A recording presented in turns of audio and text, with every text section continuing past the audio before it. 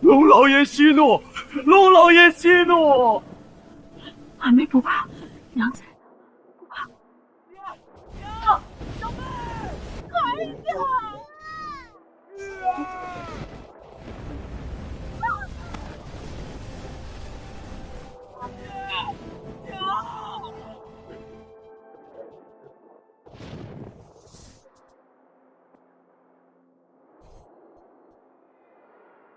因我本该拦住大娇，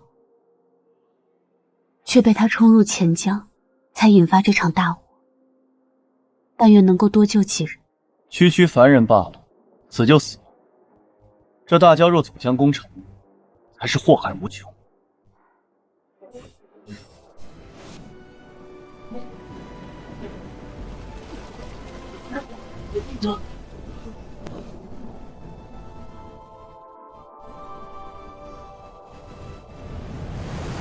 我本是大泽乡小河村的凡人，却在18岁那年遭遇一场天灾之祸。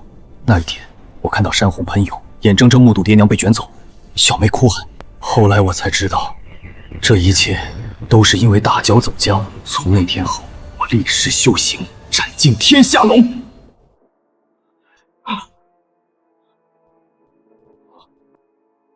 我还活着。镇江将军管吃管住，有饷银，斩妖有功，可得先师赐下丹药攻防。能吃饱饭，还有地方住。你，还有你，可以，你不行。小的，愿意为将军效力。镇江将军丙子营。准备，走，走。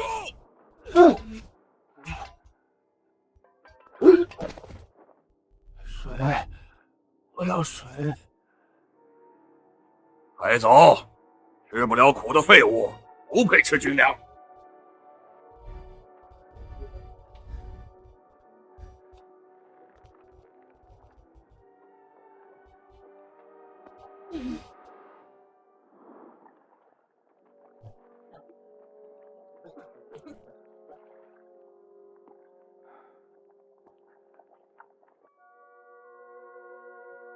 这哪是粥，这就是刷锅水啊！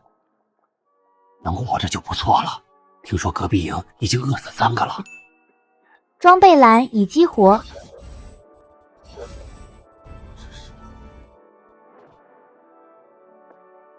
检测到可装备物品白蜡杆枪，是否装备？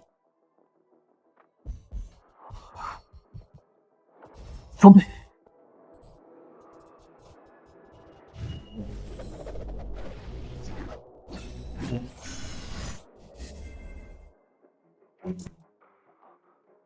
四强，我掌握了。原来世间万物皆可被装备，只要放进装备栏，就能得到加持，产生效果。好神奇！这就是我的机缘吗？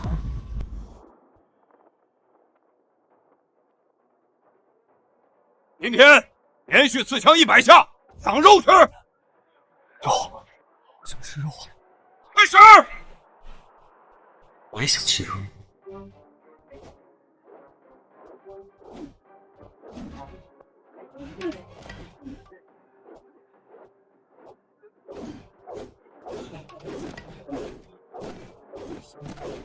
小子，怎么不累？这枪手好猛！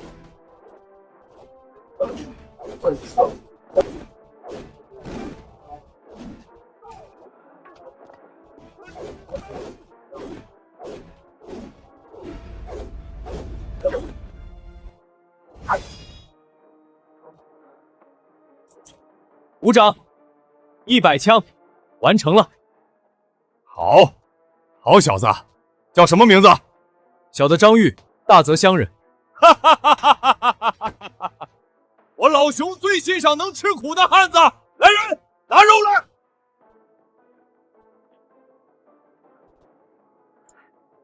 谢武长赏赐。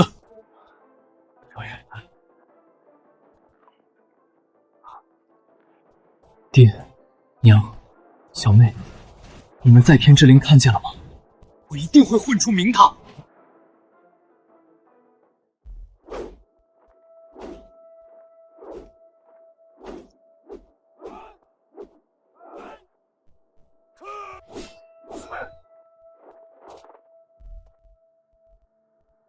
枪法练得越来越好，你他娘的天生就是吃这碗饭的。天天吃肉，当然有力气练枪。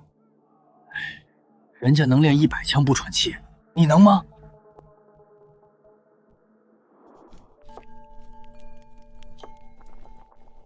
这20天来，我天天都能吃到肉，身体越来越结实。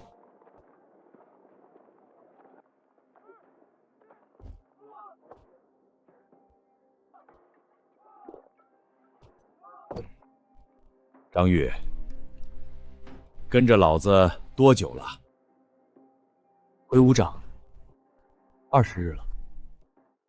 20日，刺枪、扎枪、拦枪全学会了。老子当年练这3招花了整整1年。从明天起，你当小队长，管10个新族。谢武长提拔。军械库里有口百炼刀，是之前缴获的，配得上你这身本事。明天去领。哈哈哈哈哈哈！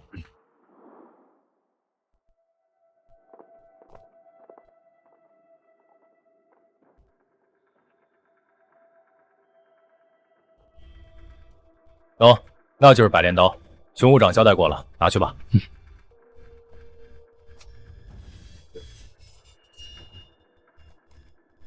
刀法也是武长交代的，一并拿走吧。终于有了一把真正的兵器，试试看能否装备。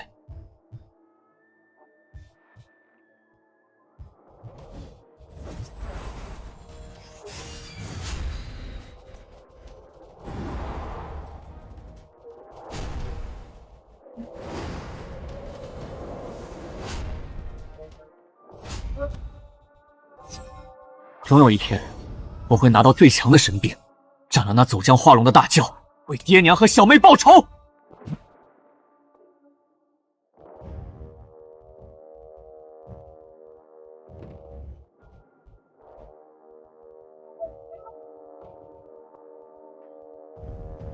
那就是张玉，1个月前还是个饿得半死的新兵，人家现在是小队长，听说武长还要提拔他。张玉，出列，演练刀法。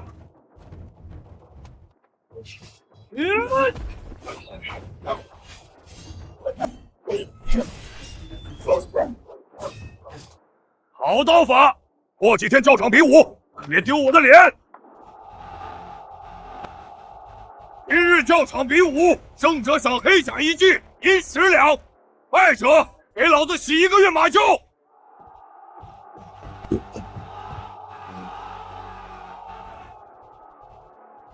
湘军的黑甲是妖牛皮所制，刀枪不入。有了它，我便能多一份保命的本钱。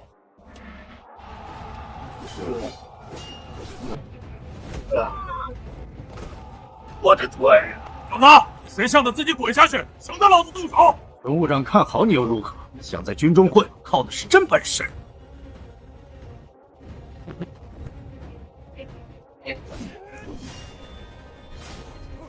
好快就到！小心别被拼！还请2位见谅，奖赏我要定。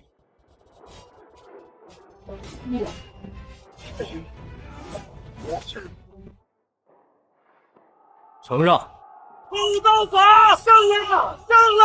哈哈哈哈哈！好小子，老子果然没看错你。张玉，接甲！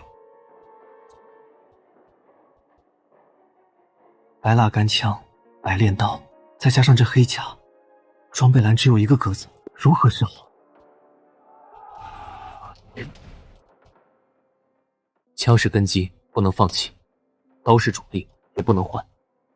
甲是赏赐，可以保命。如果有第二个、第三个格子，该多好！献祭生铁10斤，银5两，金1两，可解锁第2装备栏。第二，装备栏。啊，原来如此，原来装备栏可以解锁。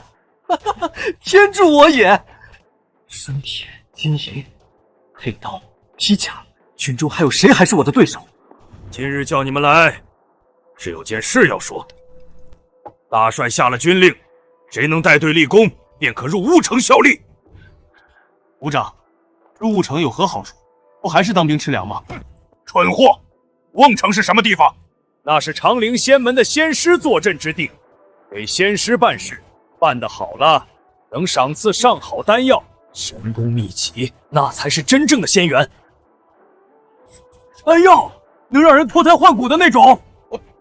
不错，所以都给老子打起精神来，谁能立功，谁就能一步登天。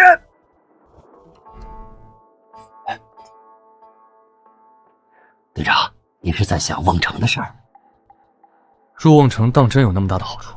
队长，你有所不知，长陵仙门的那些仙师手段通天，随手赐下一颗丹药，就能让人力大无穷，百病不侵。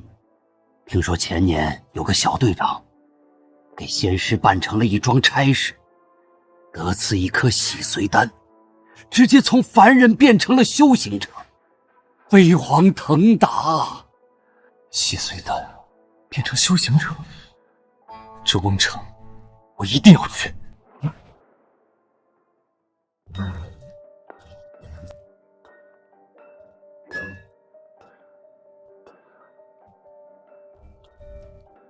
老师傅，我想求10斤生铁。10斤？小子，你要生铁做甚？打熬器里，练功用。原来是熊务长跟前的红人。成，10斤生铁，算你300文。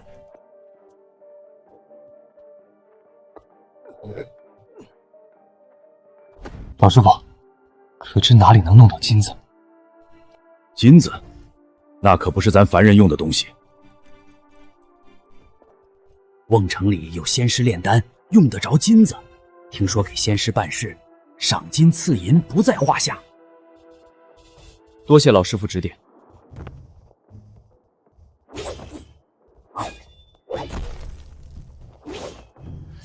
收！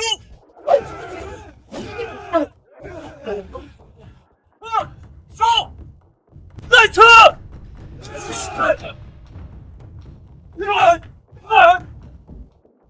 什么动静？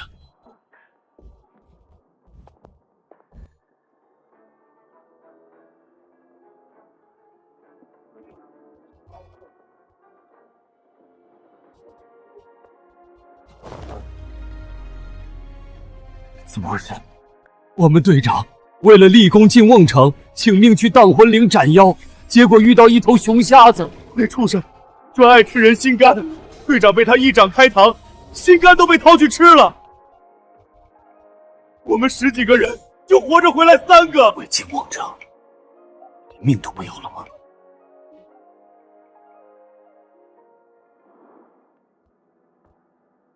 生铁有了，吴长饶了我一次，只差金子。队长，喝点汤暖暖身子。今日那熊瞎子，你可知道来历？队长，您打听这个作甚？那可不是咱能招惹的。军营往东30里，有座荡魂山，山上瘴气弥漫，寻常人进去就迷了魂，再也出不来。山里最凶残的就是熊瞎子，身高丈9，力大无穷，一掌能拍碎巨石。荡魂山，熊瞎子，如果得到更厉害兵器，斩杀他并非没有可能。队长，你可不要冲动。瓮城虽好，可熊瞎子不好惹啊。我有分寸。瓮城，仙师，丹药，唯有踏上修行，我才可能斩尽天下蛟龙。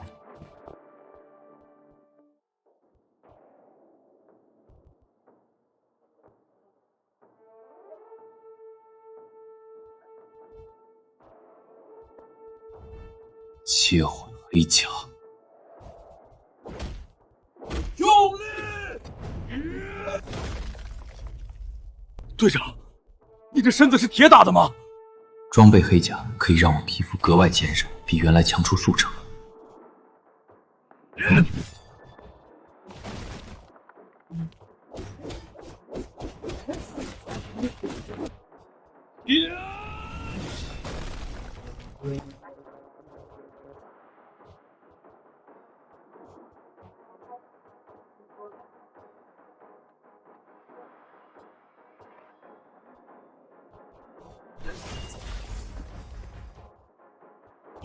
逆刀，斩铁如泥，队长这本事当真大得惊人。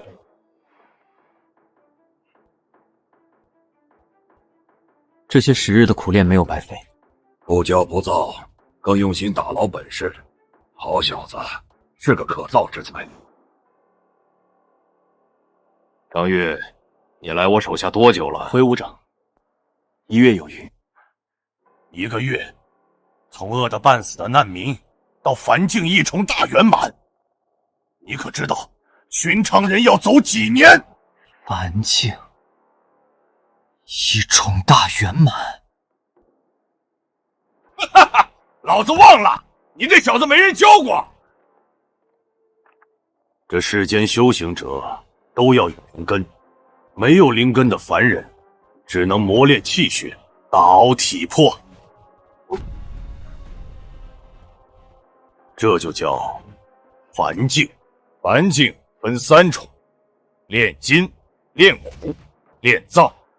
炼金大成，身强力壮，为1重；炼骨如铁，刀枪难伤，为2重；炼脏换血，气力悠长，为3重。敢问武长，我是凡境几重？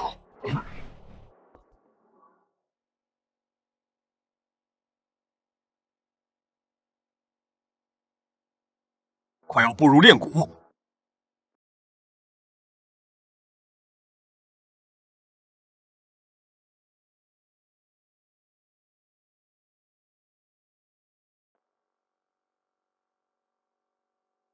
愿为虎掌效死！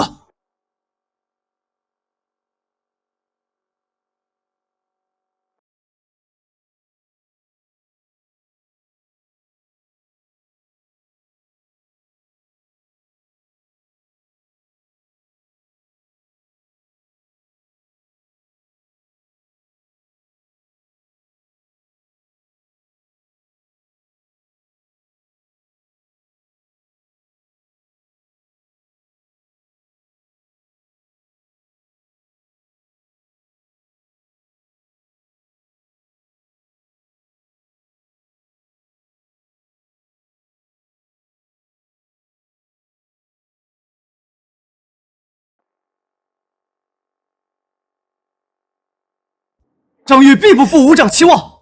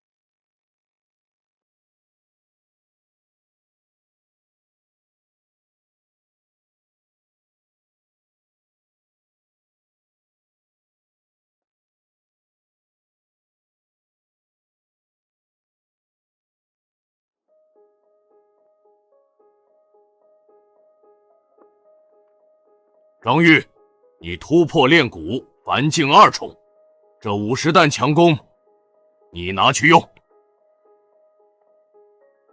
此弓名贯日，曾随我射杀凡境2重的大妖。今日我把它借给你小子，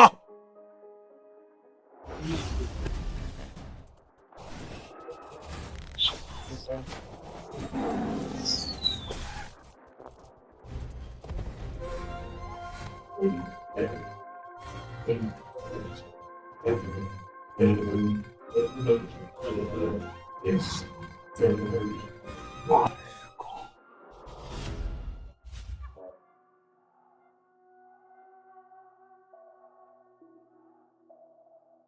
玉，想在军营立足，本事很重要。咱们这里只是外营，你这小队长照样算军户，饿不死也富不了。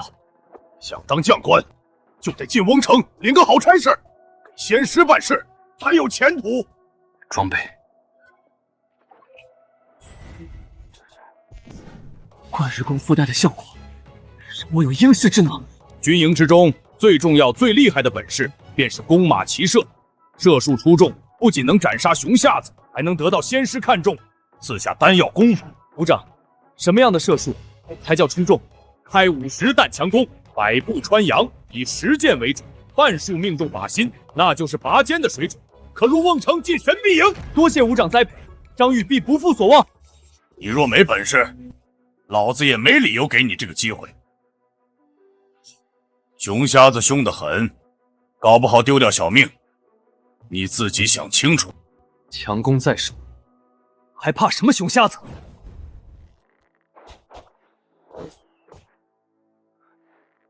？50弹强攻，队长拉得开，射不准啊！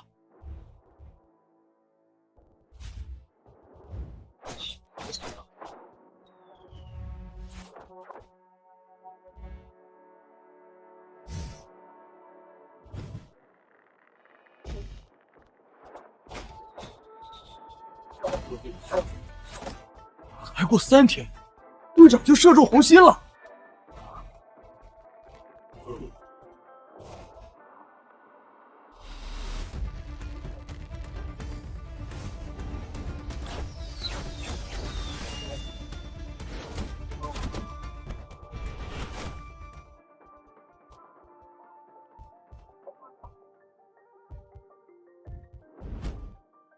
100步之外，剑戟命中。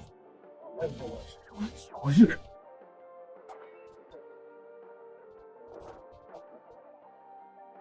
莫非真让自己捡到宝了？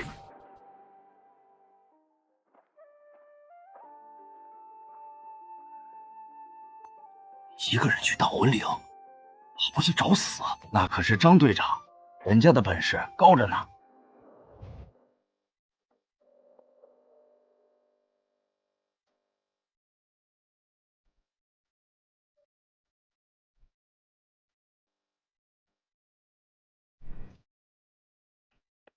纵若为儿，我出来出手不上钩。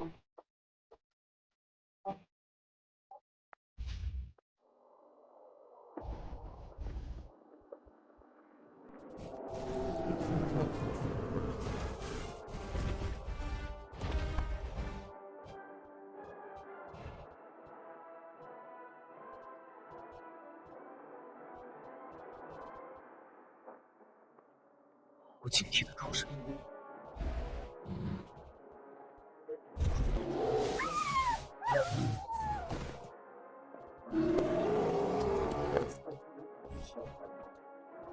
惊动的师徒，就果然成精了。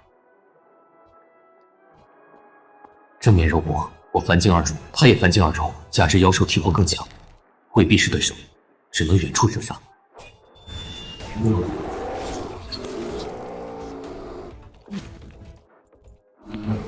反击而出的大妖，果然麻烦。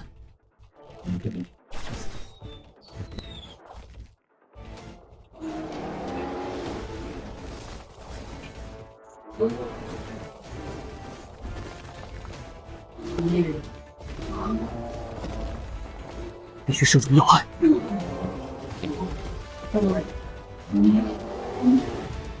就是此刻。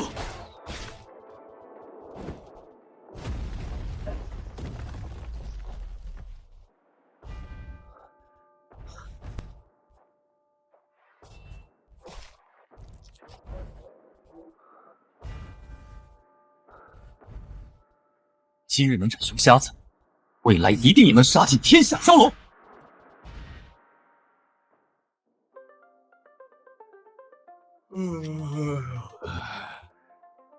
队长，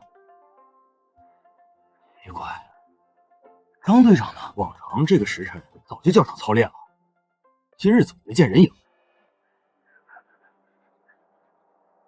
你们还不知道，张队长昨日独自去了荡魂岭。荡魂岭去了还能有命回来？我听说那山上有吃人心肝的熊瞎子，王队长就是死在那里的。哼，瓮城哪有这么容易进？必须立下斩妖功劳。那小子才来军营多久，一门心思就想往上爬，即便落得跟老王一个下场，活该。还是咱们队长沉得住心，熊瞎子啥时候都能杀，何必急于一时？对呀，对呀。况且那个张队长一个人去，连帮手都没带，实在太莽撞了，哪像咱们队长谋定而后动。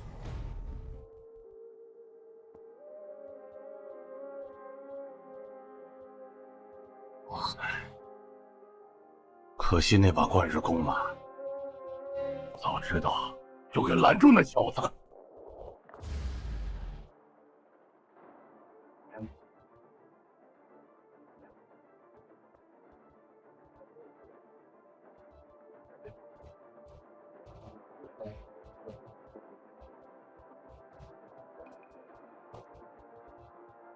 张队长回来了！张队长回来了！怎么可能？居然活着回来了！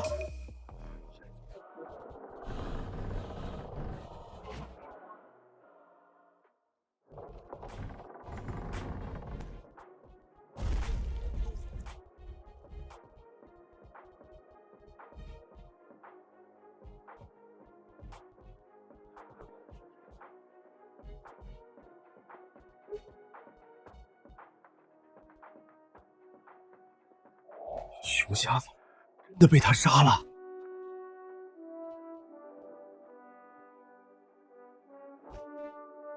张玉不辱使命，斩杀熊妖，将此熊皮献于伍长。好，好，做得好！快些起来！老子必给你请功，这份功劳足够你进瓮城领个好差。这小子真的做到了，斩杀熊妖，要进瓮城做大官了。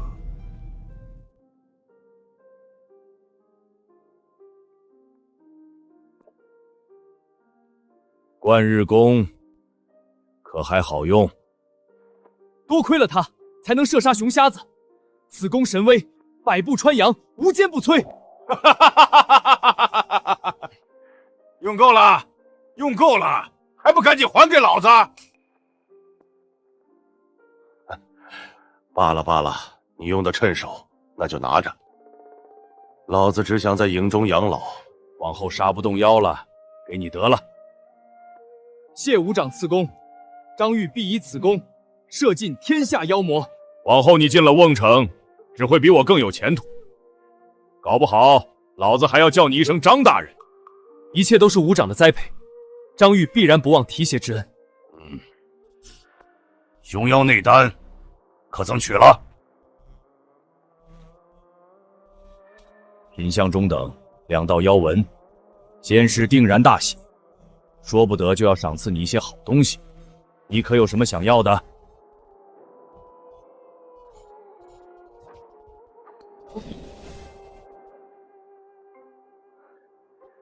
我想要些金子，不用多。金子？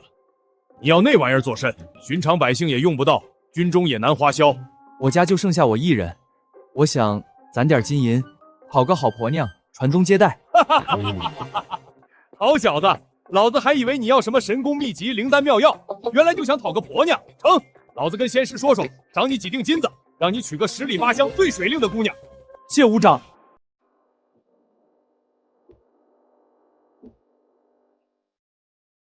检测到献祭物品，是否解锁第2装备栏？终于可以解锁了。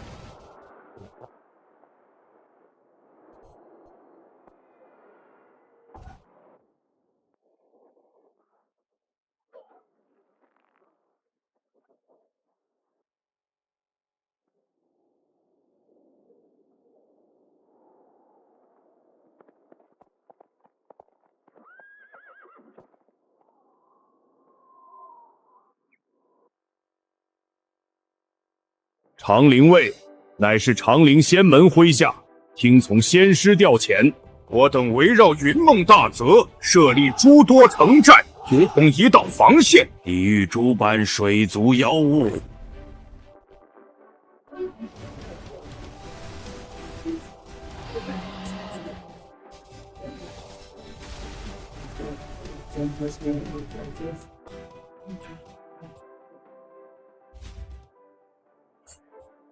长陵仙门是什么地方？长陵仙门乃天下正道之牛耳者，若没有仙师匡扶，我等早就沦为妖族口粮。仙师，怎么样才能修仙？修仙要有灵根，小子。你若有灵根，等到了瓮城，仙师自然会将你引渡进仙门。根又是何物？好吧，小子，你头回进瓮城，老子给你带路去神秘营。大哥，再来坐坐呀。这是外城，你以后讨了婆娘，就在这里买个宅子，小日子舒坦。要是一时讨不着，也可以到这儿破了童子身。哈哈哈哈哈！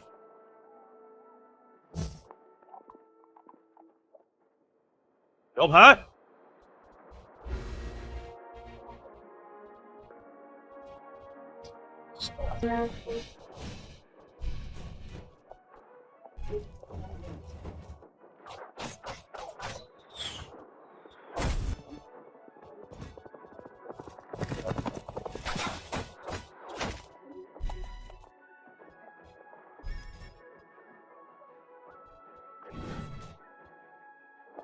小子，赶紧上前见过徐都尉，这可是你以后的上官。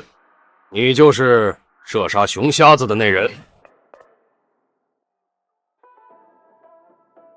南境3重，这瓮城里果真卧虎藏龙。不错，是个好苗子。老兄，你这次总算没糊弄。我哪敢糊弄都尉您？平常您交代的差事，我都尽心尽力办好。去领50两银子，这小子我要了。我只能带你走到这里了，张小子，往后的路自己好好走，切记守规矩，莫要强出头。老熊还挺稀罕你，张玉是吧？大泽乡的流民，确实是个稀罕物。咱们神臂营里的泥腿子可不多。带他下去，领新袍，着新甲。是。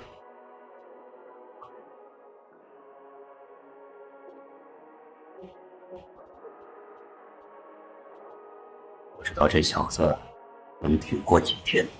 熊武长说，切记守规矩，莫要强出头。我到这儿该守什么规矩？这位先生，请留步。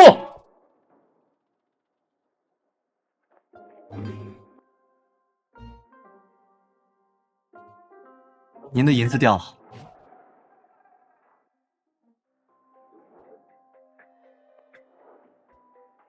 这的确是我丢的银子，张小兄弟果真是热心肠的好心。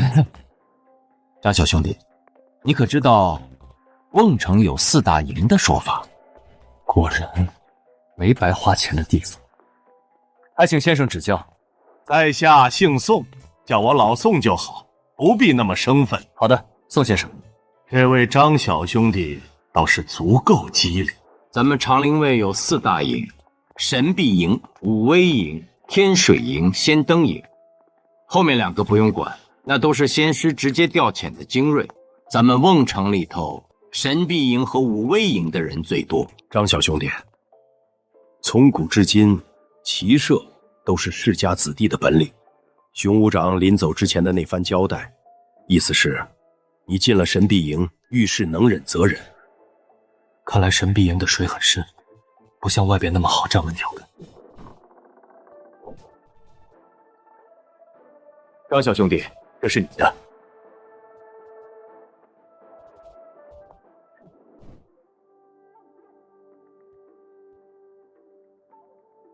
熊武长赏赐的黑甲，可让皮肤更坚韧。这副红甲似乎用树藤所制，有抵抗瘴气、入水不沉的效果。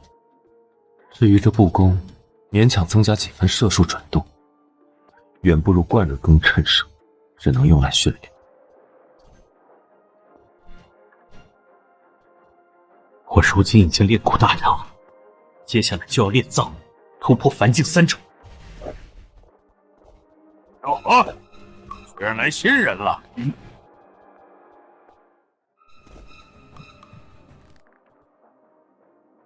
麻烦，这么快就找上门了？能忍则忍。虽然熊武长让我能忍则忍，可我也不能被人随意欺凌。俺叫张铁，往后大家都是一个营房的，有啥需要帮忙的地方直说。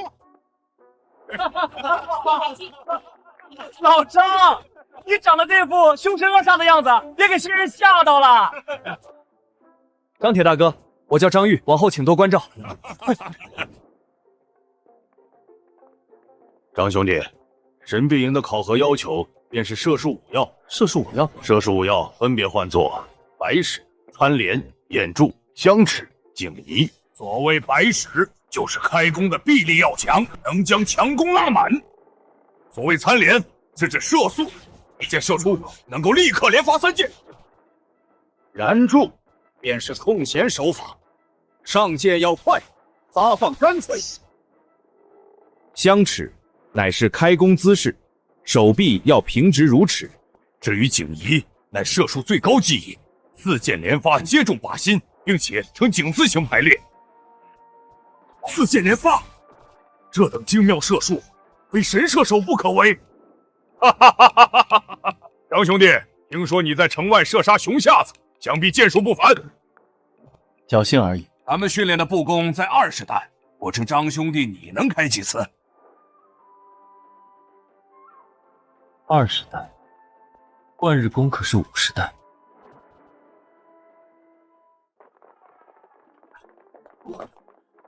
听说咱们神臂营来了个妖孽，什么妖孽？能有多厉害？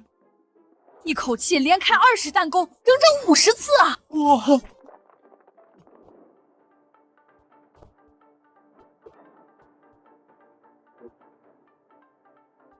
张铁大哥，我这还算及格吗？你小子哪来的气力？一口气连开20弹弓，足足几十次！哈哈哈哈哈哈！走，跟我去见罗教头。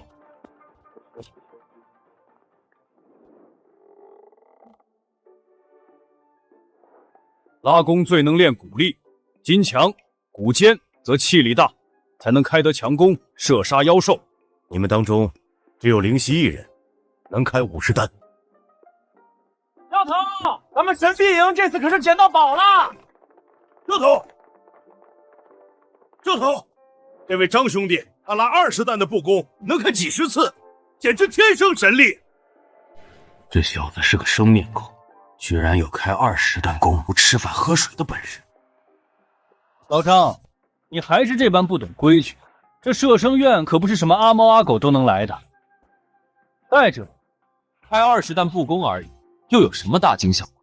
我少时便能开30弹。神臂营以射术5要为主，若能达到白矢，即臂力上等，能拉20弹弓数十次，都能领赏破风10掌。张玉有这份本事，为何不能前来领赏？原来有赏赐。熊武长虽然说过遇事不妨强出头，但该争的机会不能错失。领教头，我其实有开50弹弓之力。50弹强弓可开10次，皆如满月，100步之内必中靶心。张兄弟，你可不要胡吹大气，罗教头眼里最揉不得沙子。哈哈哈！50弹弓，乃射术5要之中百史之最，就凭你西蛮上官，我看你是想挨军棍了。你此言当真？若是现在收回，本教头念你初次犯过，可以不罚。不敢欺瞒教头，我有这份自信。很好，既然你说了这话，本教头便看看你的本事。如果开得了50弹弓，评为上上，本教头不仅要向都尉保举你做使长，还把这枚玄钢扳指赐给你。但凡神射手，常年拉弓必然伤手，若有一枚扳指保护，倒是好很多。这枚玄钢扳指，可是罗教头的心爱之物。张玉，领命。50弹？我不信，那小子看着不过16、17岁，哪来那么大气力？即便真能拉开，得罪了凌少爷，以后在神臂营也没有立足之地。林家可是世家大族，林少爷的叔叔已经拜入长宁仙门了。这小子怎么跟钻研射术10几年的老剑手一样？那股气度，难道他打娘胎里生下来就摸过功？林少爷，查清楚了，这人是刚进神臂营的泥腿子，并非世家出身，是从外营举下来的流民。一个泥腿子也敢跟我争风头，我看他是找死！真以为射术随随便便就能学得精通？是啊，我等10岁开始就练力拉筋，等到14岁，每天用掉100余支箭，从5弹弓加到10弹弓，如此苦练，才有今日射术。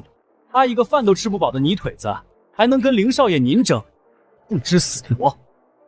哼，我倒要看这泥腿子怎么收场。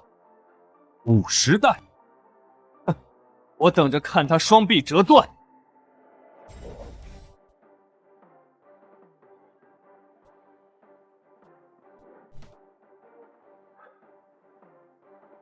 看！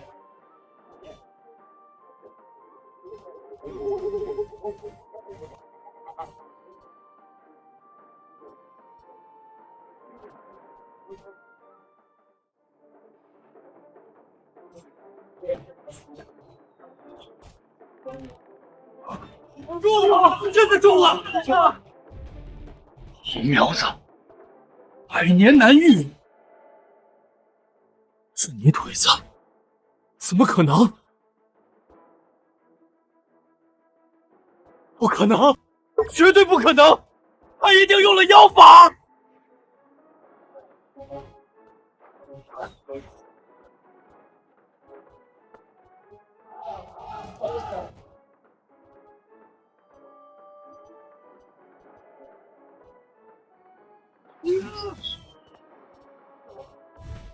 张师长，张师长，张师长，张师长全力，张师长全力！好，好，好！从今日起，张玉便是我神臂营师长。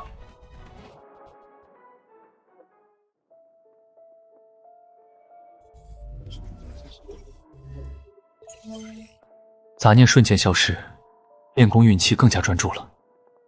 张兄弟，你今日可给咱们营房长脸了！灵犀那小子脸都绿成茄子了。张铁大哥，以后叫我张玉便是。被提拔为神臂营的师长，往后俸禄更高。如果准备更多的生铁和金银，便能凑足解锁第3装备栏的条件。张师长，徐都尉传令，明日卯时教场点兵。天将出现妖兽铁背鳄，伤我渔民数十。神臂营陪愿前往除妖。铁背鳄，那畜生鳞甲比铁板还硬。上次李师长带人去，连箭矢都射不进去。完剑3重的妖兽，咱们去不是送死吗？禀都尉，张师长昨日大展神威，百步穿杨，此等妖兽对他而言，想必易如反掌。张师长，你该不会不敢去吧？凡境3重的妖兽，我也不是没射杀过，立功的机会，我可不会不要。张玉，甘愿领命。张兄弟，那铁背鳄皮糙肉厚，寻常箭矢射不穿。灵犀那狗娘养的是要害你。我知道。你知道还去？想在瓮城大营站稳脚跟，一味藏拙没有用，反而让人看清，想出头必须立功。这送上门的功劳，岂能不要？做得好，徐都尉定然会有赏赐，我正好学金营解锁装备栏。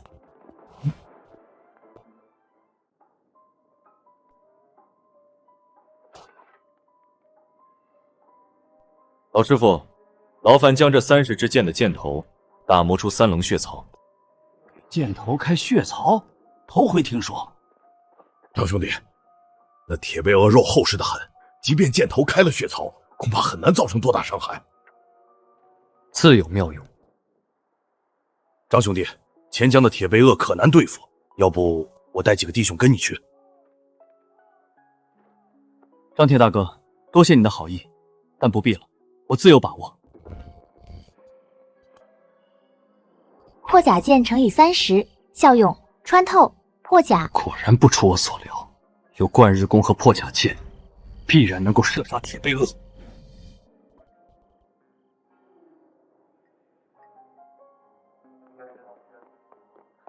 少爷，他清楚了。那张玉打算孤身前往钱江猎杀铁背鳄，孤身一人，好得很。铁背鳄的内丹可是水属灵物，若能献给仙师，也许能传我修行之法。你带2个好手，暗中跟踪，等那泥腿子与铁背鳄斗得两败俱伤，杀了他，夺了内丹，神不知鬼不觉。少爷妙计，那张玉死定了。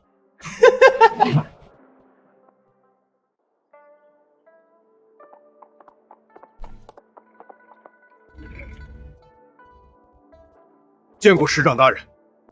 来时是小卒，如今能够被尊称一声大人，我也算是出息了。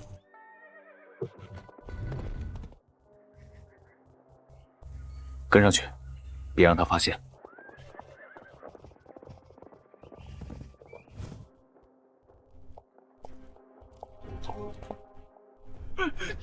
爷，爷救命啊！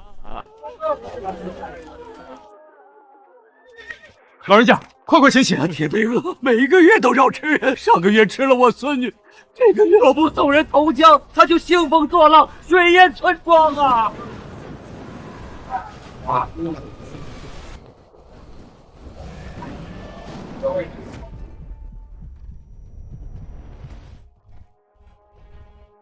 老人家请放心，这妖我除定。那畜生每日午时就在那片水域出没。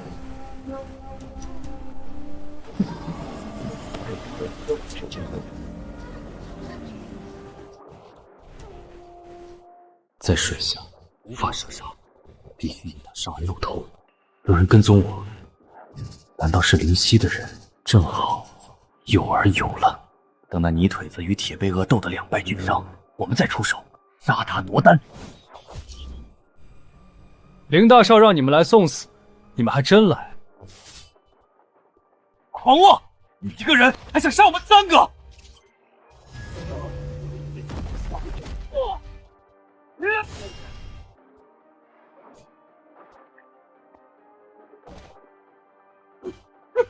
怎么可能？他不止剑术厉害，武功也这么猛！你们不是想要铁背鳄内丹吗？我送你们去喂它。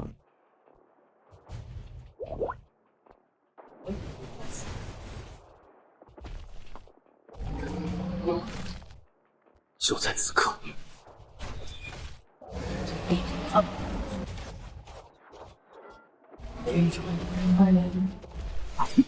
必须在岸上杀他，否则回到水下，我再无机会。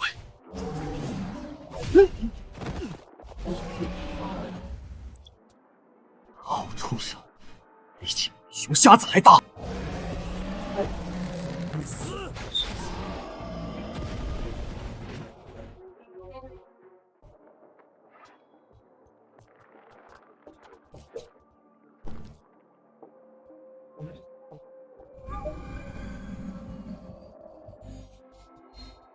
检测到可装备物品妖丹。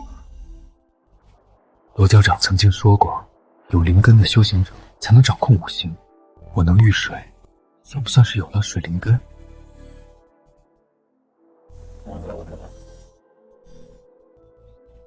可惜，这内丹不能贪墨，必须要拿回去交差。这铁背鳄也不能浪费。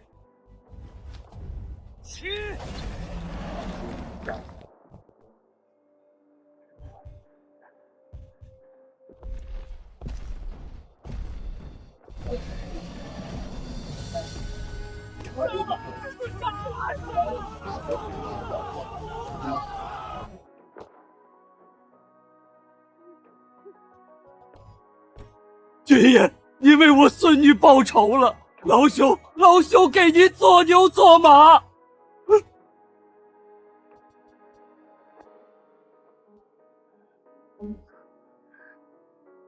今日宴请全村，一起吃肉。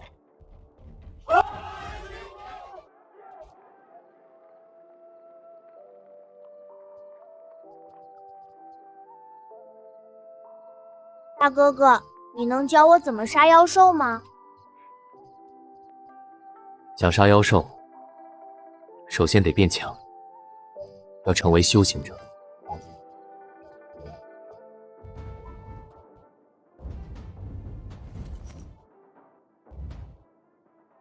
张玉斩杀樊境3重铁背鳄，现单于都尉。好小子！樊境2重单杀樊境3重妖兽，怪不得老兄这么稀罕你。淬骨丹1瓶，可助你炼骨大成。樊境3重，指日可待。另次进入摄政院资格，可选一门剑术修行。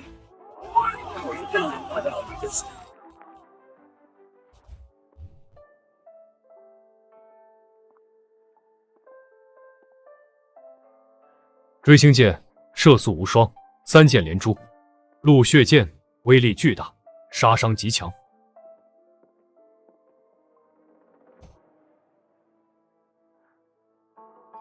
天意四象剑，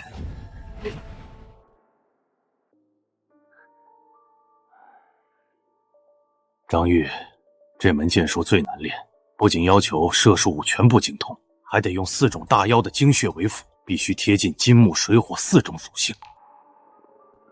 4种大妖精血，据传，此乃长陵仙门的某位仙师所出，专为猎杀大妖。张玉，我劝你谨慎考虑。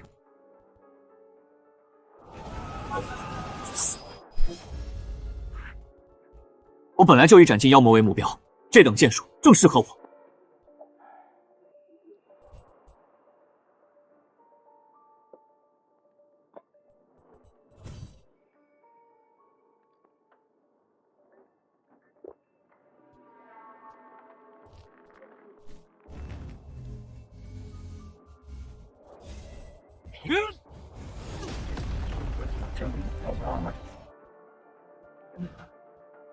这就是丹药的用处吗？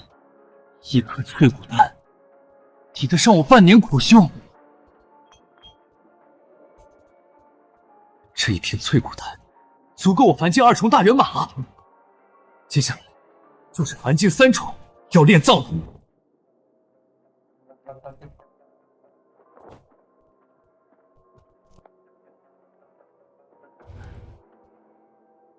这小子居然选了天意4象剑，你觉得张玉天分如何？万中无一，罕见的奇才。我听闻那些修行者无不身具灵根，天资聪颖，这小子兴许就有灵根。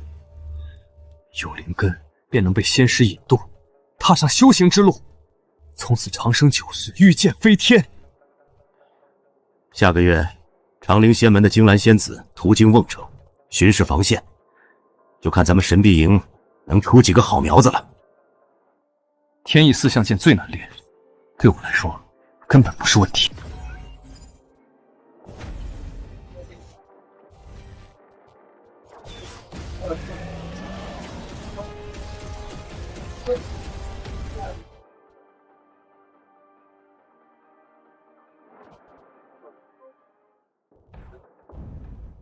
下个月，长陵仙门金兰仙子驾临瓮城，挑选仙苗，引渡仙门。仙苗能被选中，就能修仙了，成为仙师，便能飞天遁地，逍遥天下。听说凌家大少爷凌远去年就被选入仙门，凌熙是凌远的弟弟，说不定也有灵根。等我身具灵根，成为修行者，张玉，我要你跪在我面前求饶。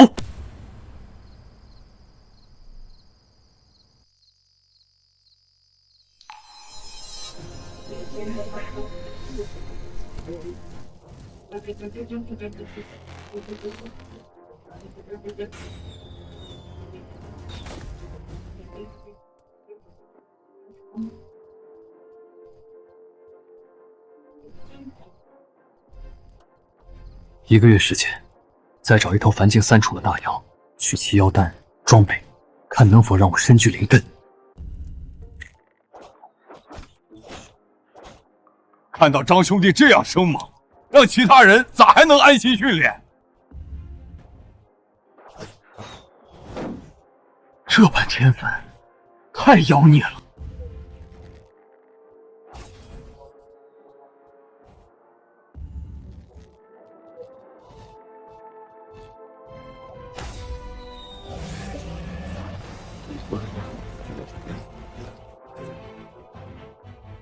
10日苦修，才凝聚出一丝青龙虚影，天意思相见，果然很难。必须要有大妖精血激发灵性，才可能达成。凡境3重的大妖去哪里找呢？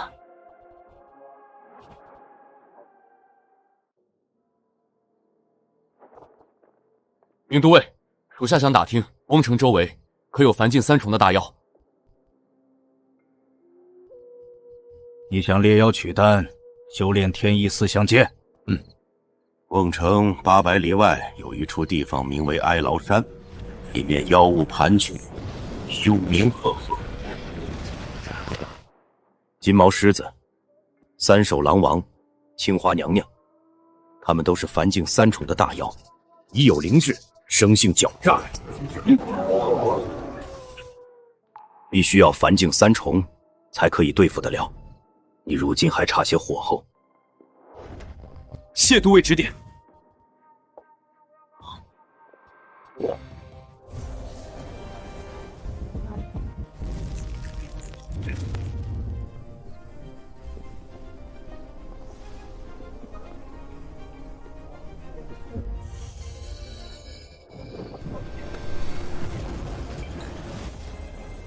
凡境3重，炼藏换血，成了！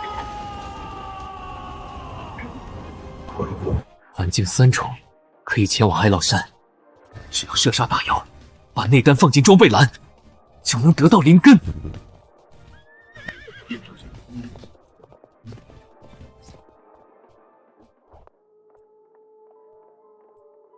凌少爷，张玉独自前往哀牢山了，咱们不派人跟着？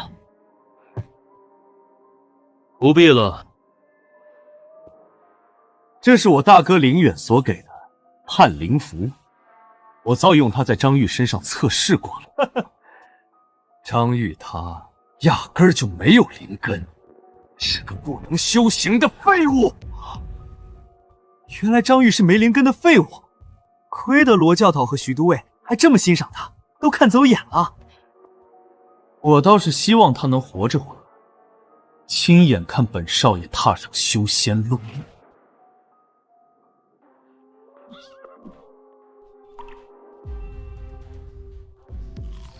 妖物吃人，他烤的肉自然也是人。我如今凡境3重，炼藏换血，战力暴增数倍，杀妖如土狗。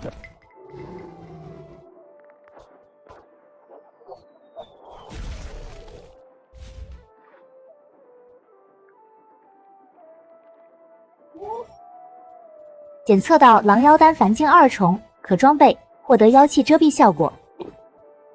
装备妖丹，我的妖气装备。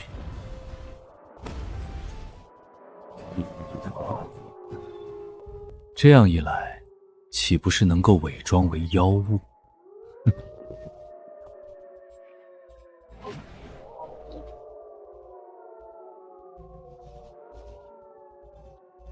3手狼王射掉1颗脑袋，恐怕都不会死，必须射出连珠箭，一鼓作气将其3颗头颅同时干掉。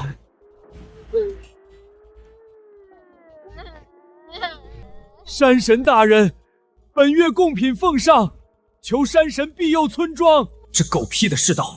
凡人拜妖为神，把婴孩当成贡品。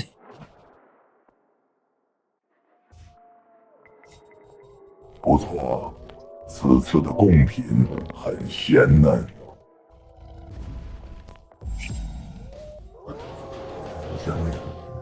射术一药，以锦衣最上，凭我的剑术，绝不会失手。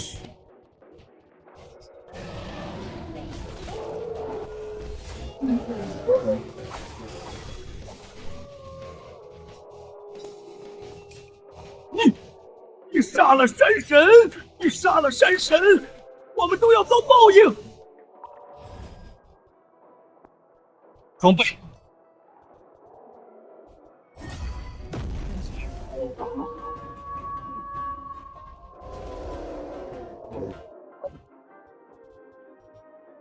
陷孩童给妖物以求苟活，我若是你们，宁愿死了。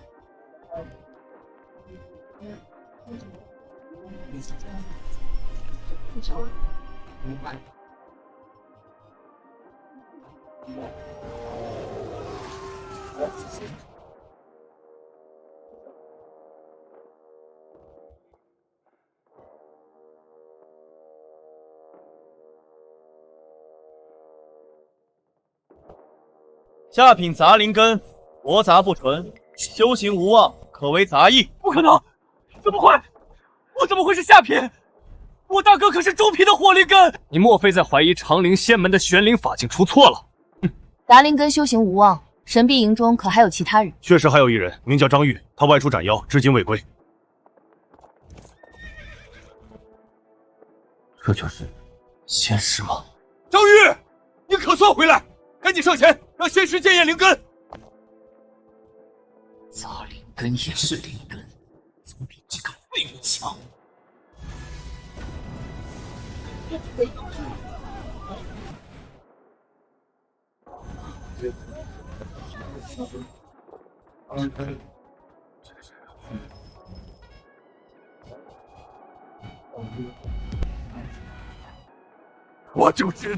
我就知道这小子有灵根，神臂营捡到宝了！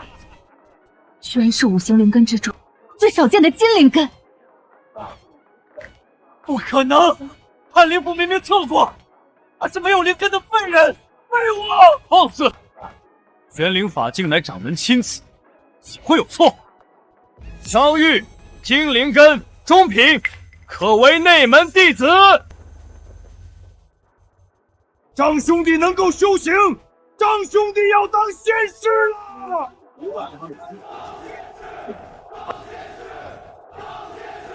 果然，只要装备妖丹，我就可以获得灵根效果。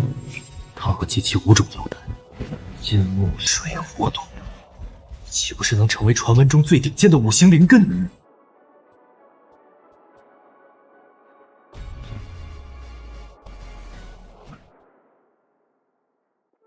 贫道云舒，乃翠微峰弟子，负责接引新入门的师弟。见过云舒仙师。哎呀，切莫这般叫，贫道还未筑基，当不起仙师2字。亏得还是世家子弟，一点礼数都不懂。2位都身具灵根，可愿踏上修行路，拜入长陵，除魔卫道？愿意，在下愿意。灵犀愿为仙门赴汤蹈火。张小弟，你呢？我生于小河村，长在大泽乡。阿胶走将兴风作浪，使我全家葬身洪灾。我投身行路，苦练本事，只求一事，便是斩尽天下龙，除去世间妖。张小弟有这份志气，何该入我长陵仙门，匡扶天下正道？2位暂且下去休息，容我请示楚师姐，安排你们的去向。张宇，凭什么你处处压我一头？楚师姐，你觉得这2人如何？依你看呢？依我看，灵犀此人不堪大用，心性狭窄，又是杂灵根，干脆丢到七玄峰做个外门杂役，任其自生自灭。至于那张玉，倒是可造之才。掌门有言，灵根资质虽有高下之分，却也该给后人一线机会，不可因一时之见断了他人道途。师姐教训的是，先赐下先天阴阳五行真解的炼气篇，看他们修行的如何。3月为期，择优录取。中品金灵根，可惜，如果是上品的话，那颗仙剑便有主人了。好小子，我就知道你行！恭喜你要拜入长陵仙门了。前辈，拜入长陵仙门究竟有什么好处？长陵仙门弟子行走天下，斩妖除魔，权柄极重，便是王公大臣见了也要下马下轿迎接，何等威风！将金兰仙子乃太清峰的首席，天子都要奉为座上宾，小心伺候。金兰仙子一句话比圣旨还管用，这便是仙师2字的分量吗？金兰仙子可了不得，传闻是天品金灵根，刚到筑基期便有紫电仙剑认主。紫电仙剑，二清双剑乃长陵仙门祖师传下，能斩真龙的无上仙器。相传太古年间，真龙出世，妖族大兴，席卷天下，屠城灭国，生灵涂炭。正是长陵仙门的祖师铸紫青双剑，斩杀9大龙子，逼龙族退守大泽。紫电剑已有主，但青所剑至今还悬挂在太清峰祖师大殿的屋檐上，等待有缘人。还是罗教头见识渊博，啥都知道。谁还没有一个修行梦？只可惜我没有灵根，无缘拜入仙门，只能在这凡俗打滚。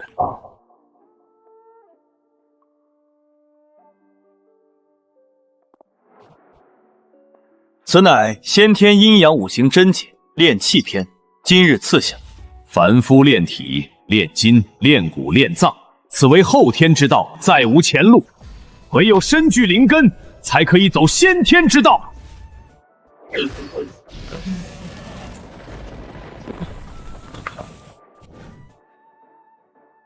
这便是修仙者的力量吗？有朝一日，我也要御剑9天，移山倒海，让天下妖魔见我皆负手。楚师姐说了，以3月为期，谁能率先打开气海，便可拜入内门。若是3月之内未能入门，绝不要做杂役，一定要比这个泥腿子更快一步。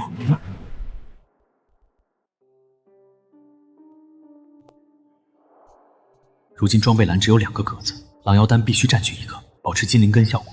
这本先天阴阳五行真解也要占据1个格子，让我更好领悟。2个格子已经不够，必须再进行解锁。解锁第3装备栏，需献祭生铁万斤、白银100两、黄金10两。生铁万金倒是不难凑足，可黄金白银，哪怕我在神臂营做到都尉，恐怕也没这么多的家底，只能从仙师那里想办法。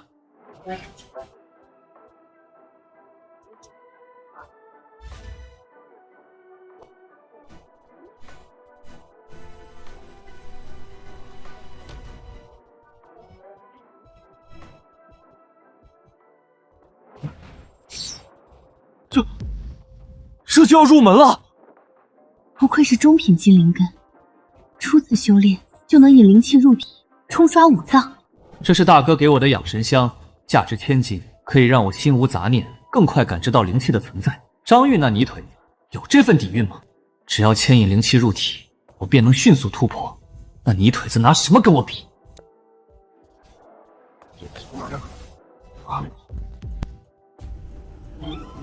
灵气跑走了。又是张玉这个泥腿子！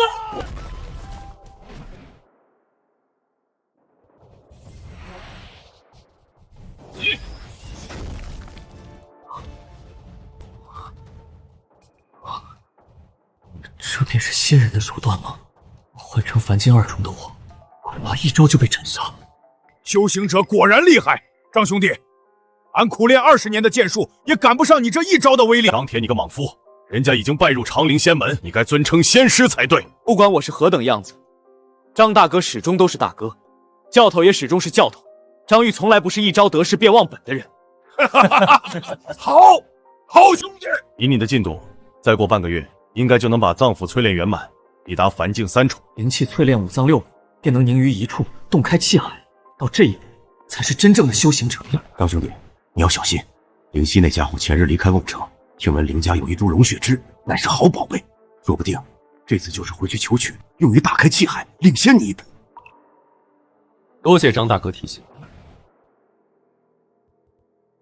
姓林的3番4次找我麻烦，暗害于我。若不是我运气好，恐怕死都不知道怎么死的。他这次出城，倒是个机会。人敬我1尺，我敬人1丈；人欺我1丈，我自然要加倍奉还。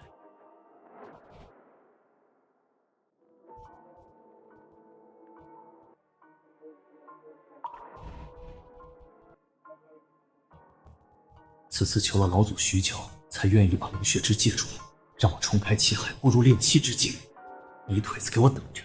还有你的力气，竟然看不起我！等我成为长陵仙门内门弟子，被长老看中，迟早一个个报复我。林家还派人随行，保护灵犀。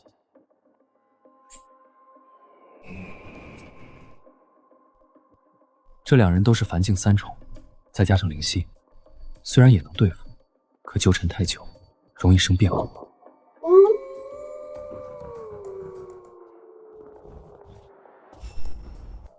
不妨调换。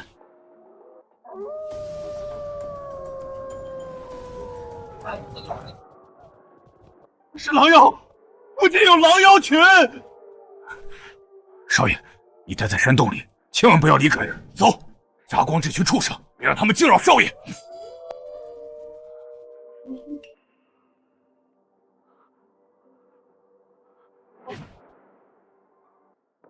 我遇到狼妖，该死！还好老祖派了护卫。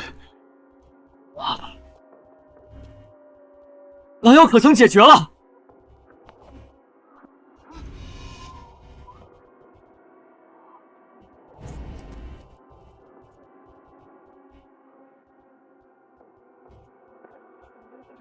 怎么会是你？张宇，你怎么会在这里？你想做什么？我是凌家之人，我大哥凌远已经拜入长陵仙门，你敢动我？你敢动我？凌家必让你死无葬身之地！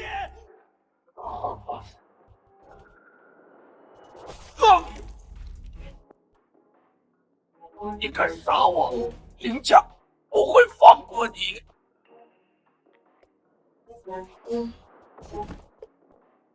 谁会知道，一切皆是狼妖所为。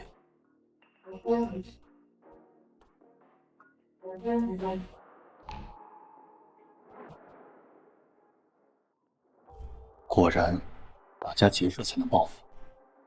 这些银子足有好几百两，现在只差10两黄金就可以解锁第3个装备格子。听说灵犀的大哥凌远是上品火灵根，这门火压术应该是他的。等我哪天斩杀一头有控火之能的大妖，装备妖丹，拥有火灵根，便可以修炼了。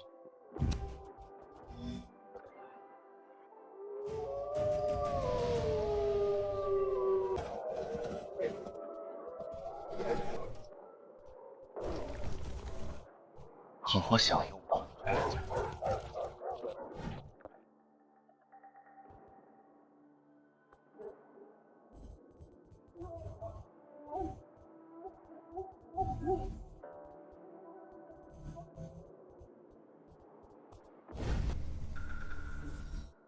就差一点点，便可以洞开气海。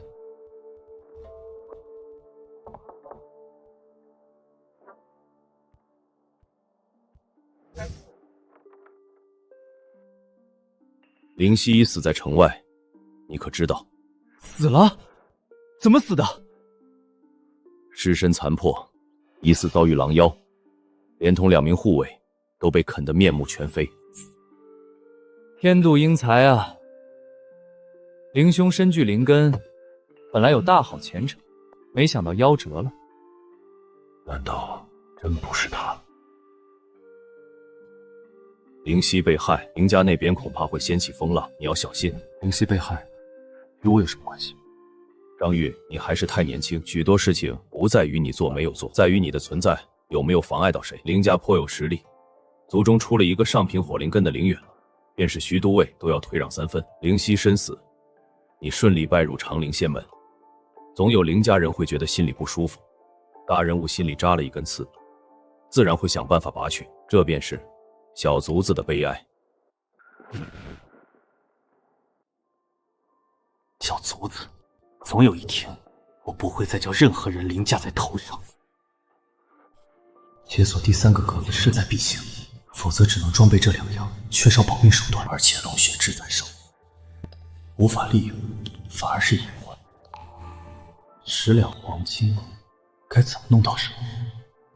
仙师炼丹会用到金银，城里有仙师炼丹用得着金子。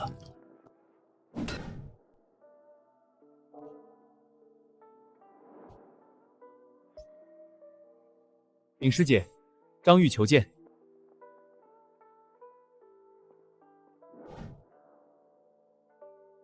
张玉，寻我所谓何事？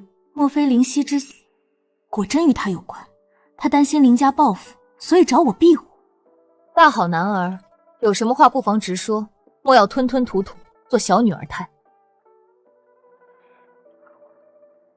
我想求金兰仙子一件事。何事？楚师姐向来不爱掺和这等琐事，张宇贸然开口，怕是要吃闭门羹。我想跟金兰仙子借钱。借钱？借多少？10两金子。你要金子做什么？我想攒起来讨婆娘。放肆！仙子面前岂容你胡言乱语？就为这个？我不白借，我从徐都尉那儿知道可以拿妖丹换赏赐，我愿意为金兰仙子斩妖，抵这10两金。好，云舒，你拿10两金给他，3日之内我要看到一颗凡境3重大妖的内丹。终于凑够了。解锁！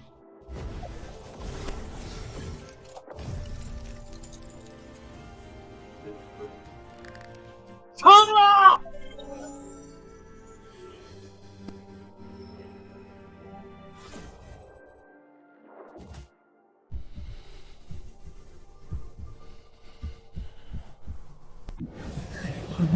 好爽，感觉全身都被冲刷滴血。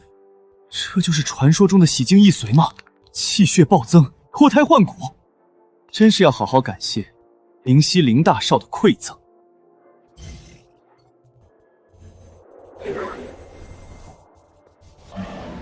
给我看！成了，洞开气海，不如炼气。从今往后，我就是真正的修行者了。这是洞开气海的异象，好惊人的修行速度！这位张师弟，难道真是妖孽不成？3月未到，便已洞开气海。张玉，你真是次次出人意料。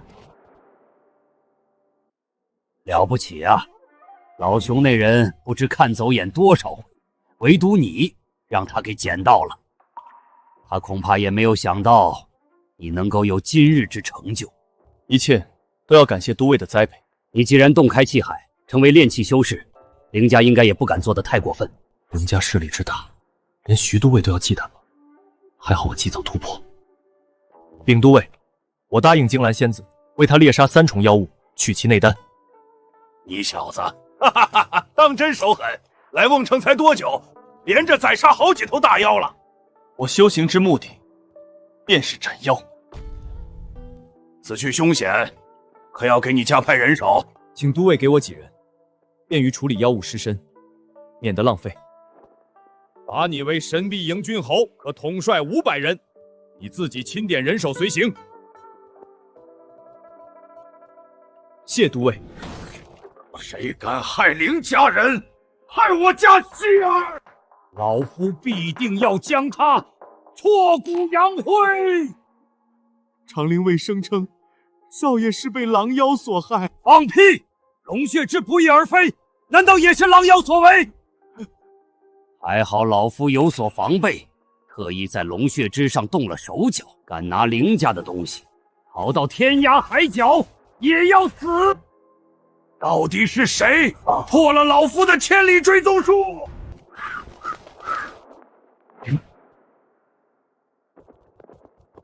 张兄弟，哀牢山还有2头大妖，金毛狮子和清华娘娘。咱们这次的目标是……来都来了，何不一锅端了，替哀牢山附近的百姓除害？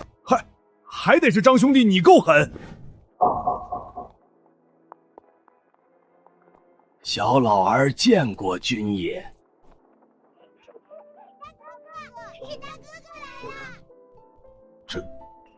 此前斩杀3头狼王，见到有山民献祭童男童女，换取妖物庇护，我顺手救下，安置在这里。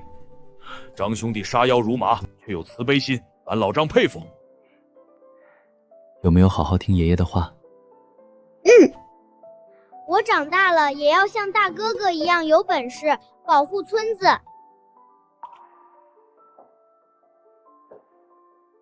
最近可有妖物袭扰村庄？自从君爷上回来过，哀牢山的妖物便安分许多。不过邻村闹了蝗灾，田地颗粒无收，村民未收得上粮食，度过荒年。最近开始修筑山神庙，供奉清华娘娘。吃人的妖，竟妄想做一方神灵，享用香火。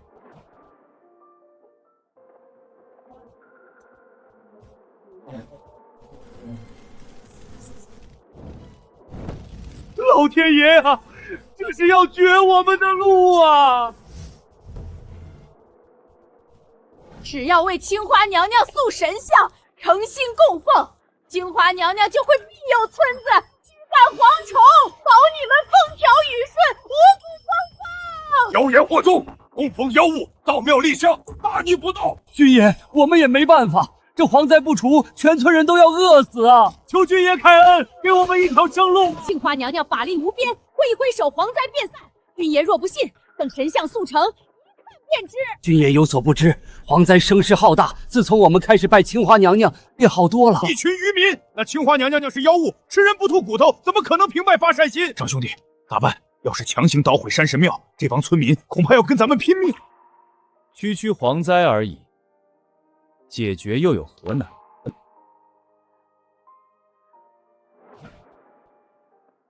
看住这神婆，不许她通风报信。岂会无缘无故闹蝗灾？背后必定有蹊跷。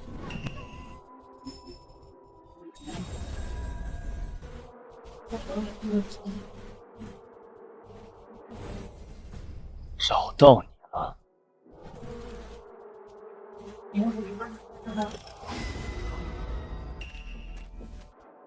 修行者，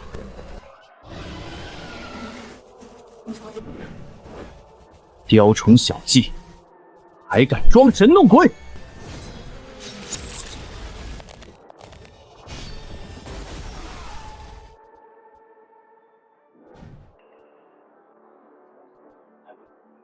蝗灾已除，不必惊慌。此番蝗灾便是此妖所致，本官已经将他斩了。没有此妖驱使，蝗虫不再成群，饥荒自解。谢过君爷大恩大德。这老婆子妖言惑众，骗取钱财，修筑神庙。诸位乡亲，她用你们的血汗钱造了庙，扶了像，难道你们忍得下这口气吗？村长救我！清华娘娘救我！君爷，蝗灾虽除，可粮食一时半会儿收不上来。个刁民，难道还想让俺们开仓放粮不成？你们村没粮吃，别的村难道就好到哪里去？没粮可吃，那就换其他东西。只要你听我的吩咐，保证填饱肚子。这位君爷难道会法术，能凭空变出粮食？架起几口油锅，越大越好。去，把这些蝗虫捉来，越多越好。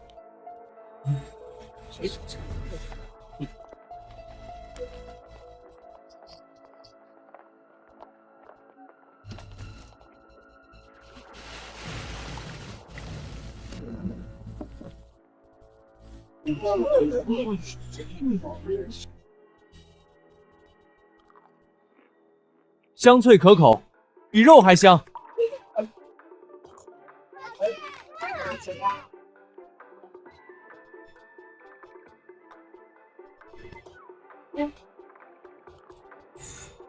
酥脆，当真美味。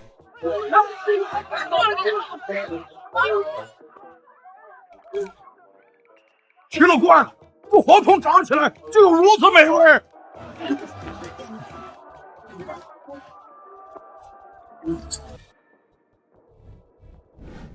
竟敢捣毁本王的庙，长陵卫着实可恨。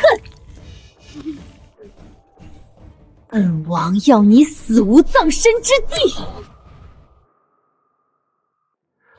君爷有所不知，平日里下山袭扰的大多都是小妖，偶尔抢些牛羊血食。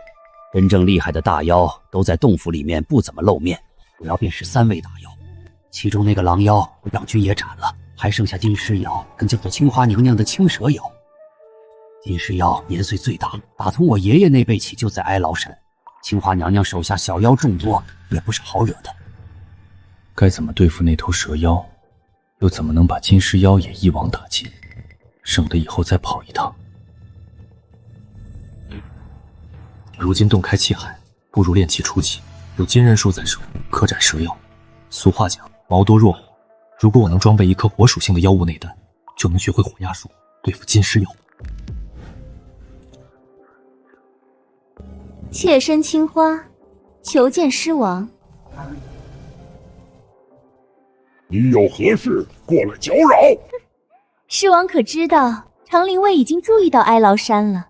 狼王之前被斩杀，如今他们又盯上妾身。如果咱们不团结起来，迟早落得跟狼王一样的下场。杀长陵卫也许会招来长陵仙门的弟子，别的弟子倒不怕，只是楚金兰那个姑奶奶，你我惹不起。长陵仙门固然厉害，但他们管不到云梦大泽。如果狮王愿意跟妾身联手，吃了山下的村民，再把长陵卫当成血食献给焦殿下，楚金兰也拿咱们没办法。你认识云梦大泽的焦殿下？曾与妾身有过一夕之欢。既然如此，咱们就先下手为强，除掉长陵卫，投奔云梦大泽，省得窝在这儿受鸟气。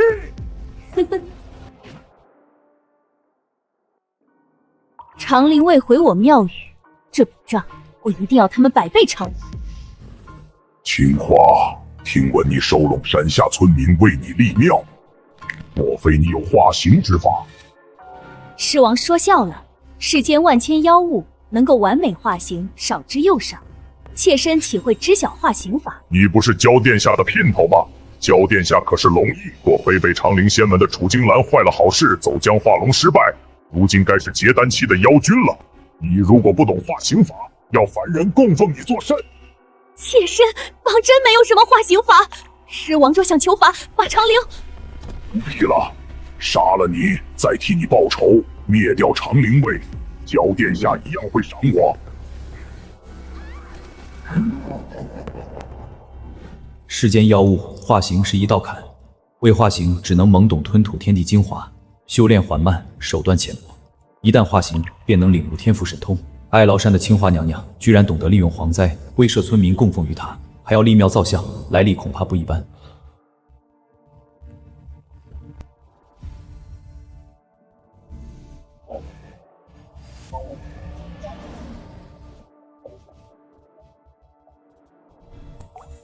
终于快要炼化了，灵气化液，这是炼气中期的征兆。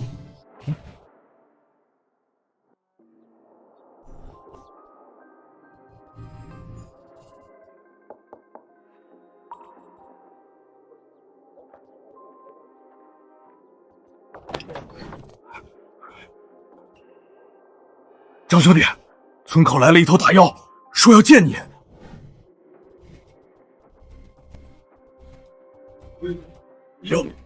大妖来了！张军爷来了！这是青花娘娘。你便是长陵卫的头？听说你找我，有什么事？本王想送你一桩功劳，这条骚蛇，你可以拿他的内丹回去请功。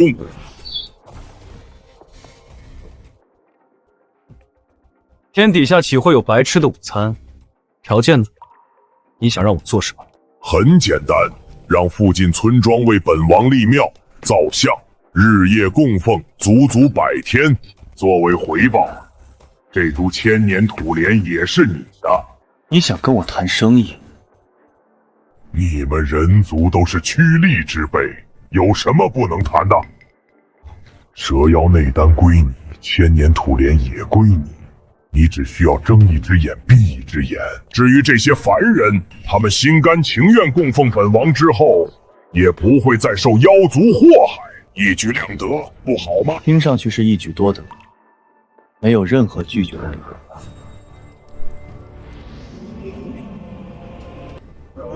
本王念在长陵仙门的份上，才这般好说话，就看你识不识趣了。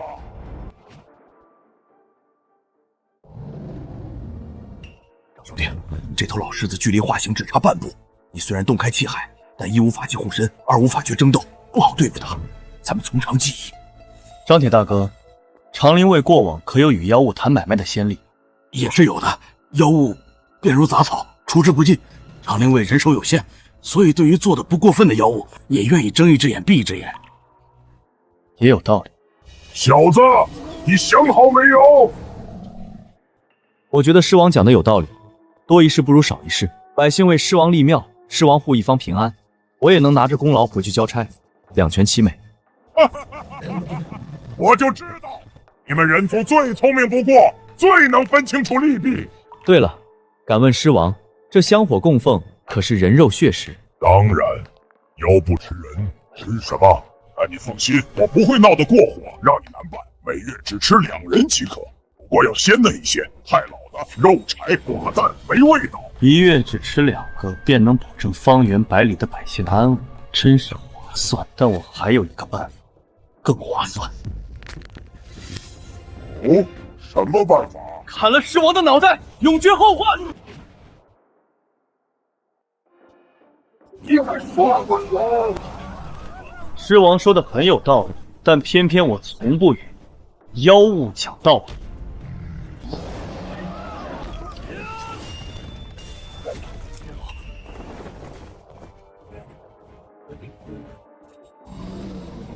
倒是有把子力气。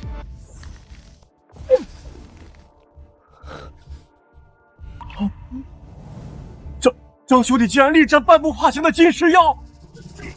这小子好硬的体魄，有着龙血汁提供的强大气血和恢复能力，耗都耗死这头老狮子。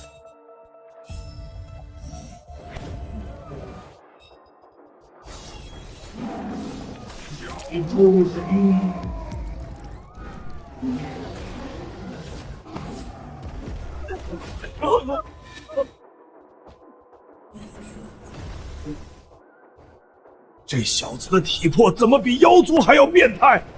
发伤瞬间愈合，气力源源不断，仿佛不知疲倦。你到底是不是人？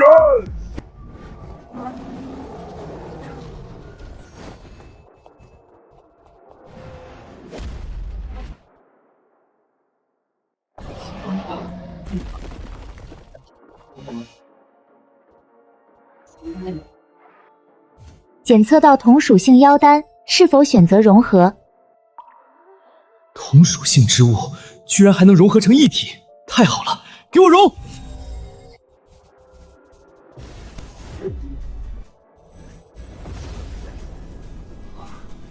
上品金灵根成了！张兄弟，你果真斩了金尸妖！许多卫都未必拿得下这头老狮子。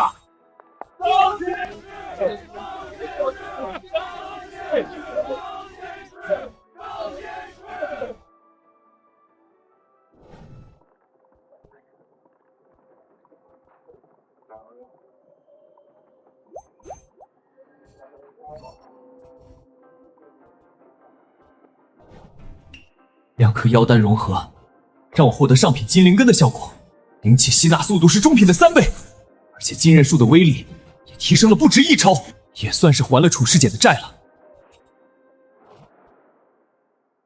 你们是没看见张兄弟一刀一个，那虫妖当场毙命，青花娘娘连面都没露就被张兄弟斩于山神庙前。最厉害的是那头金尸妖半步化形身躯大如山，大战300回合，以伤换伤，硬是把那老狮子耗得筋疲力尽，一拳打趴下，取了内丹。真的假的？金尸妖可是哀牢山有名的大妖，简直神了！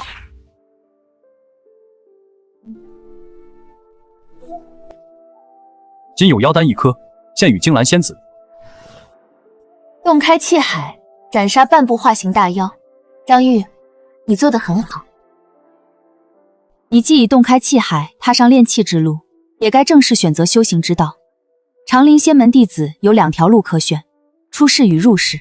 出世者清修于山，参悟天道，可得长生逍遥；入世者斩妖于野，匡扶正道，可得真传秘法。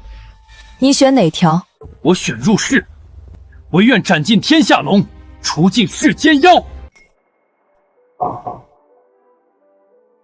很好，果然没让我失望。既然你选择入世，我便赐你太白分光剑诀1部，灵犀法剑1口。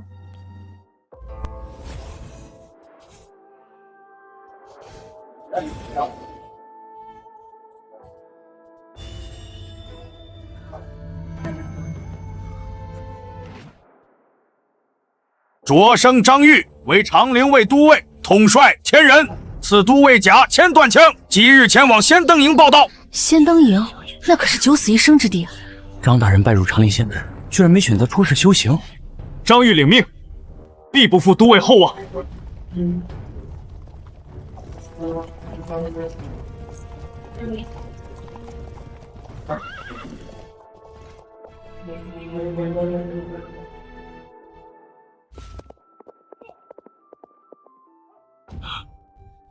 哈哈哈哈哈哈！当初老子就看出来了，这小子是个犟种。怎么样，老子眼光毒吧？虎掌英明，虎掌慧眼识珠。改日得了空，得找虎掌好喝一顿。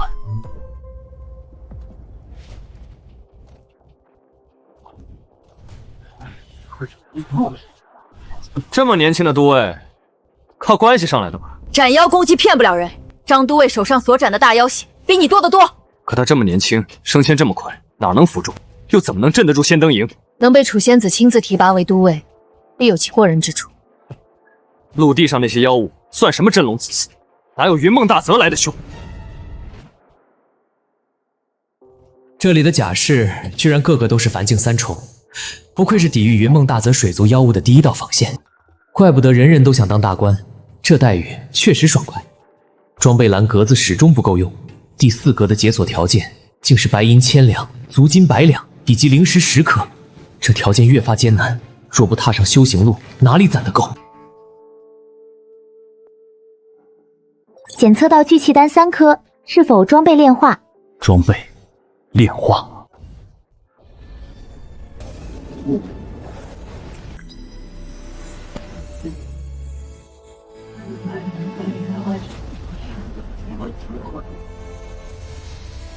只差1步，便能筑基。张大哥，谁干的？张兄弟，算了，他不是人，他是我孔明的女儿啊！光天化日，强抢民女，还有没有王法？坏本公子的好事，找死！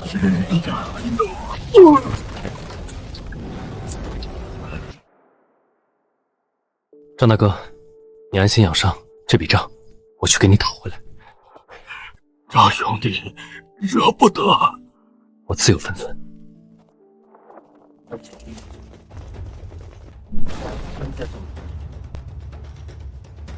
张都尉饶命，都是焦公子所为，与小人无关啊！小人也是被逼无奈。焦公子，焦公子乃是钱江老焦的儿子，那头老焦走江失败，蛰伏在钱江，其儿子却时常出来，最喜欢掳掠民女填入后宫。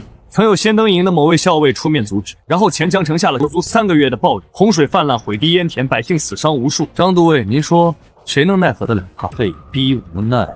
是啊，小人也是被逼无奈。那焦公子要人，小人不敢不给呀。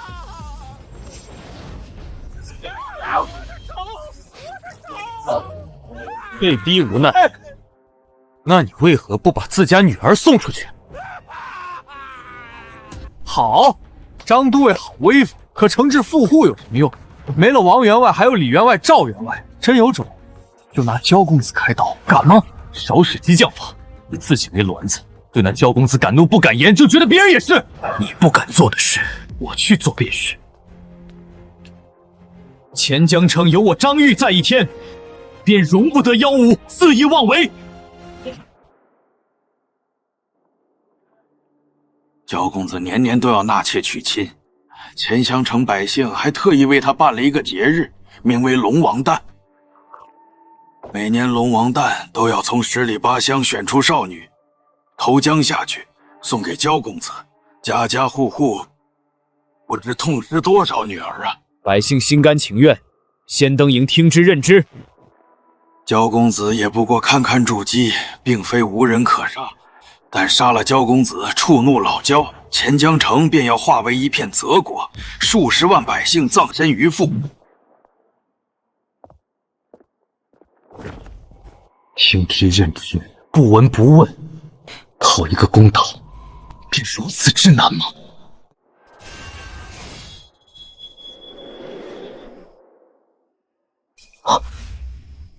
金兰仙子，你怎么会在这里？你已是长陵仙门弟子，理应叫我师姐。楚师姐，你想杀焦公子？为什么？钱江城并非只有你一名都尉，也并非只有你一位修行者，他们都能忍这口气。你初来乍到，为何想强出头？楚师姐，我曾在书上看过一句话：苍生如蚁，默默无言。苍生如蚁，默默无言。凡夫俗子就像杂草，就像尘埃，就像蝼蚁，他们声嘶力竭叫喊，却也无人听得见。我也曾是杂草，曾是尘埃，曾是蝼蚁。我矢志修行，只是想替苍生站在那些视弱者为鱼肉的妖族面前，让他们知道蝼蚁也要放生，仅此而已。尽管做你想做之事，天塌下来，师姐替你顶着。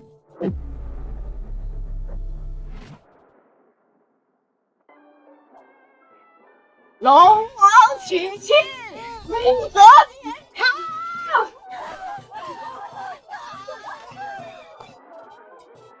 哈哈哈哈！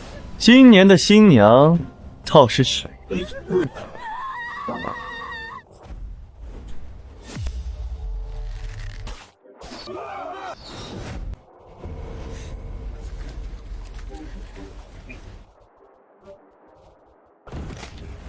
不知死活的东西，敢来坏本公子的喜事，就这点本事？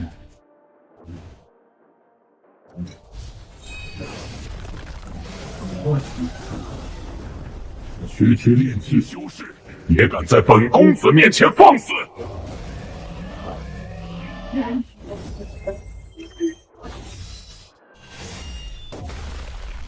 你这贱种，竟敢伤我！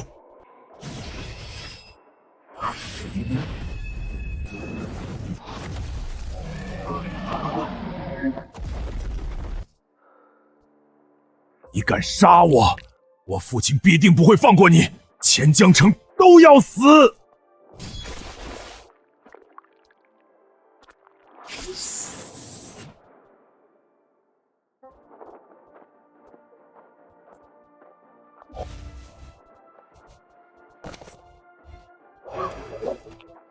彻底服了！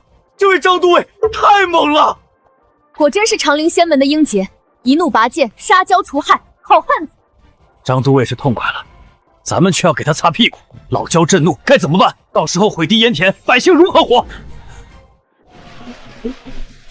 老天有眼，焦公子死了，我女儿的大仇得报了。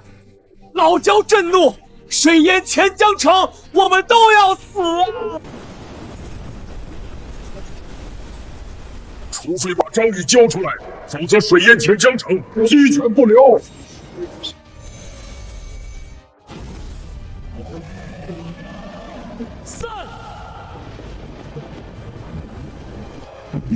你怎么能驱散云雨？你身上有龙气。张玉，本王要将你碎尸万段！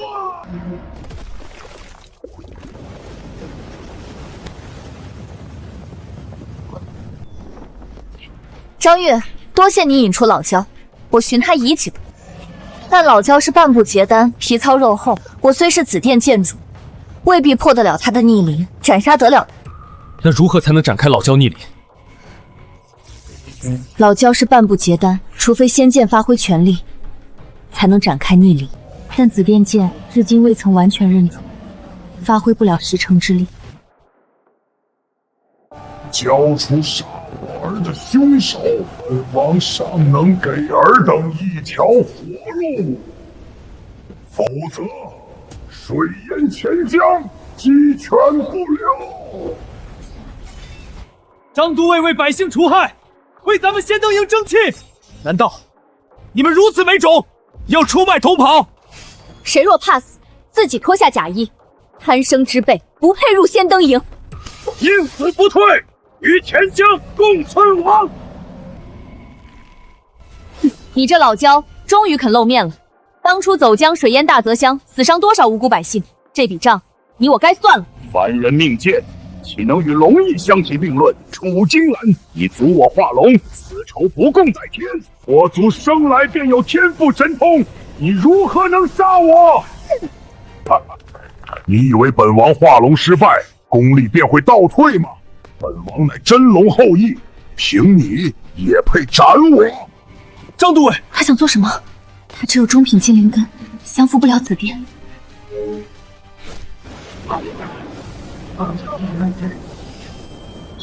紫电剑完全认主了。我愿生生世世斩尽天下